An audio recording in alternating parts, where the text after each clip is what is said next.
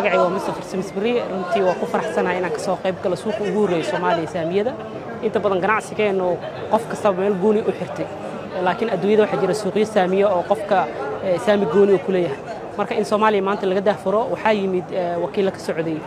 wadamada geeska Afrika sida Rwanda Kenya oo runtii khibradahooda iyo aragnimada nala wadaagay muhiimadan waxay tahay in Soomaaliya sida adduunyada u dhaqanto oo u dhaqano oo shirkad kasto Soomaaliyeed saamigeeda si public ah oo hufnaan ah loo tartami karo hadii la helo marka arintan maanta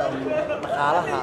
wuxuu ka bedeli karaa Soomaaliya runtii dhaqaale weyn oo ka bedeli kara adduunyada waxa waaye dagaalada jira dhaqaalaha hoos u dhaca dhaqaalaha dhamaantood waxyaabaha lagu cabiro waxa waaye suuqyada waxa waaye barnaamijka hadda la daafurayay marka saameynta dhaqaalaha adduunyada iyo dhibka adduunyada ka jira taas lagu cabira marka dhaqaalahana waa kobcina adduunyadana xiriir wanaagsan la leeyahay oo dhanka maaliyadda runtii waa fursad fiican waaye aadan ugu faraxsanahay maanta inaan qayb ka noqdo bandhigga suuqa saamileyda Soomaaliyeed National Securities Exchange of Somalia